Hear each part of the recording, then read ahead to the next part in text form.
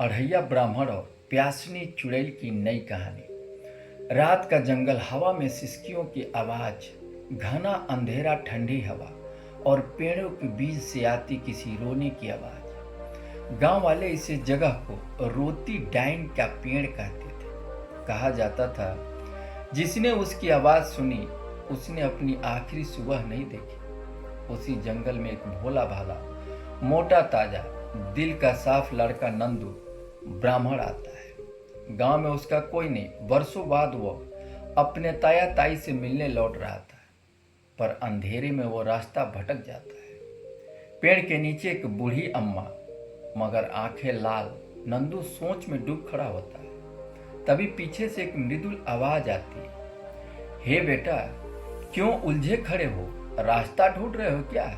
नंदू मुड़ता है और देखता है कि एक बहुत बूढ़ी अम्मा, हाथ में लटमाला, चेहरे पर दया, पर आंखें लाल, बिल्कुल लाल। नंदू को अजीब लगता है, मगर वो विनम्रता से पूछता है, अम्मा, रामपुर का रास्ता कौन सा है?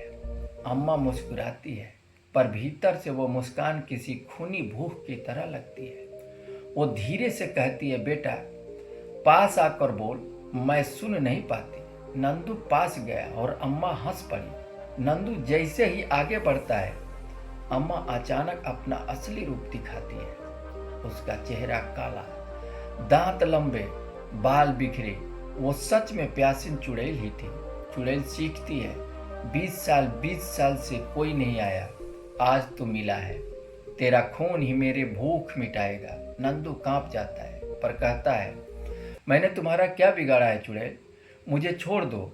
मेरे ताया ताई बूढ़े हैं, वो मेरा सहारा है। चुड़ैल गुर्राती है, तेरा कर्म है, आज तू नहीं बचेगा। नंदू की बुद्धि चलती है। नंदू रोते रहे तो कहता है, सुनो, अगर तुम मुझे खा भी लेगी तो एक दिन का ही पेट भरेगा। मैं तुम्हें रोज एक इंसान ला सकता हूँ, लेकिन बदले में तुम मुझे छोड़ दो। चुड़ैल की आंखों में चमक आ जाती है और रोज का शिकार सच बोल रहा है। ताया ताई की कसम, नंदू कहता है। चुड़ैल कहती है, ठीक है, लेकिन मैं तेरे शरीर का एक टुकड़ा जादू के लिए लूंगी। धोखा दिया तो तुझे ऐसे नचाऊंगी कि तेरा नाम भी नहीं बचेगा।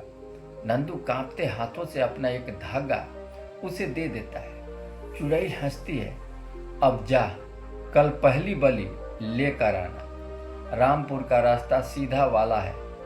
गांव पहुंचा, लेकिन मन में नरक। नंदू अपने ताया ताई के घर पहुंचता है। नंदू उसे देखकर रो पड़ता है। नंदू भी उनकी गोद में सिर रखकर रोता है, पर उसके मन में एक ही आवाज, कल किसी को चुड़ैल के मुंह में डालना होगा। अगले दिन पहला शिकार। नंदू जंगल की तरफ जाता है। उसे रास्ते में एक आदमी दिखता है, उदास, टूटा हुआ, कर्ज में डूबा हुआ। वो कहता है, भाई, जीने का मन नहीं करता, सब खत्म हो गया। नंदू का मन पिघलता है, पर चुड़ैल का डर बड़ा था। वो उसे बहला फुसला कर ले जाता है और छोड़ जाता है। जैसे ही वो जाता है, जंगल में एक चीख गूंजती है। फिर सन्नाटा। गांव में अफवाह, लोग गायब हो रहे हैं। एक एक का लोग गायब होने लगते हैं। गांव में खबर फैलती है कि कोई उन्हें जंगल ले जाता है, दिखता नहीं। एक मोटा ताजा लड़का। गांव वाले समझ जाते हैं, ये वही नंदू है जो महीनों भर पहले आया था। ताया को शक होता है। वो नंदू से पूछता है, बेटा, कौन से रास्ते से आए थे? कहीं तू उस रोती डाइन के पेड़ के पास तो नहीं गया? नंदू डरते डरते कहता है, नहीं नहीं चाचा, मैं तो सड़क वाले रास्ते से आया था। पर ताया की उसकी आंखों में डर दिख जाता है। ताया नंदू की पीछा करते हैं। अगली सुबह नंदू फिर निकलता है। ताया उसका पीछा करते हैं और देखते हैं कि नंदू एक उदास युवक को बातों में लगाकर उसे श्रापित पेड़ की तरफ ले जा रहा है। ताया चिल्लाते हैं, रुक जा नंदू, ये तू क्या कर रहा है? चुड़ैल पीछे से उभरती है, आज दो शिकार मिले हैं, दावत होगी, दावत होगी। ताया ने अपनी जान दी। चुड़ैल नंदू पर टूटने ही वाली थी कि ताया आगे आकर कहते हैं, मुझे ले ले, दाहन मेरे बच्चे को छोड़ दे, उसने मजबूरी में यह पाप किया है। चुड़ैल गुर्राती है, ठीक है, आज मैं बूढ़े का खून पीऊंगी। वो ताया पर कूदती है।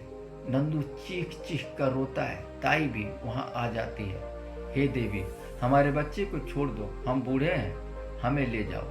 चुड़ैल चीखती है, पेड़ कांपते हैं, आकाश बदलता है। तभी ताई भगवान का नाम लेकर चुड़ैल पर गंगाजल छिड़क देती है।